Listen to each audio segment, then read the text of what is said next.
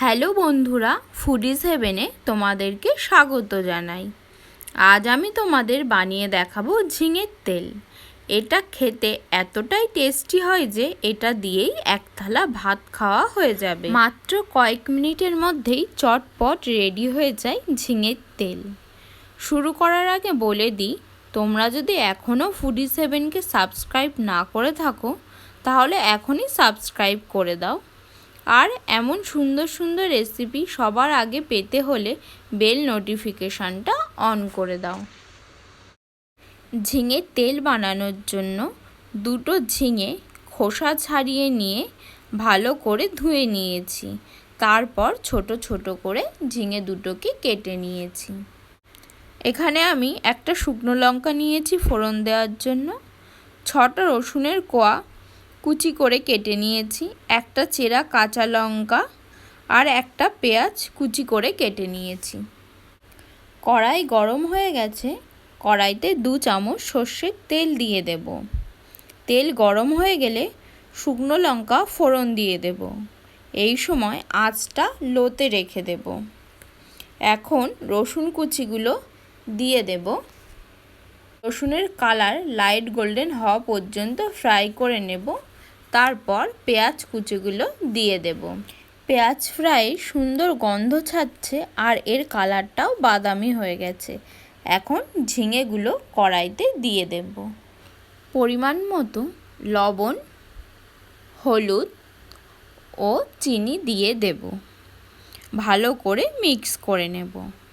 আমি এখানে কম পরিমাণে ঝিঙের তেল বানিয়েছি।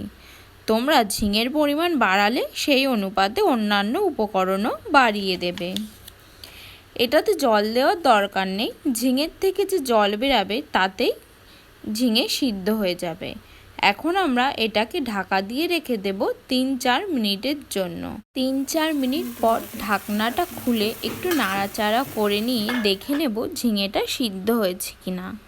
না হলে আরও 2 মিনিট নাড়াচাড়া করে নিলেই সিদ্ধ হয়ে যাবে। ঝিঙে সিদ্ধ হতে বেশি সময় লাগে না। তোমরা দেখতে পাচ্ছ ঝিঙে তেল ছেড়ে দিয়েছে, তার মানে এখন ঝিঙেটা সিদ্ধ হয়ে গেছে। হাতে যখন একদম সময় থাকে না কিংবা বাড়িতে গেস্ট আসলে তাকে অনেক রকম পদে রান্না করে খাওয়াতে হবে, তখন সাইড ডিশ হিসাবে এটা খুব ভালো যাবে।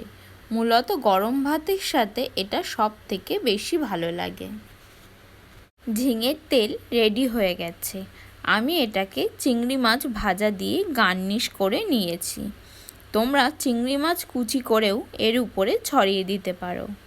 তোমরা দেখতে পাচ্ছ কেমন তেল বেরিয়েছে এটা দিয়ে। এই তেলটা দিয়েই সব ভাত খাওয়া হয়ে যাবে। বিশ্বাস করো বন্ধুরা, এটা খেতে এতটাই টেস্টি যে তোমরা ঝিঙে দিয়ে আর অন্য কোনো রেসিপি বানিয়ে খাবে না এটা ছাড়া। আমার রেসিপি যদি তোমাদের ভালো লাগে তাহলে লাইক করো আর কমেন্ট করে জানাও যে কেমন লাগলো।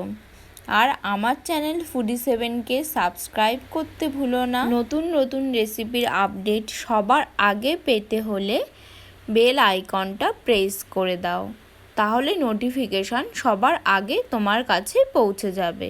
তুমি দেখতে পাবে কোন রেসিপিটা আমি আপলোড করেছি। Thank you friends.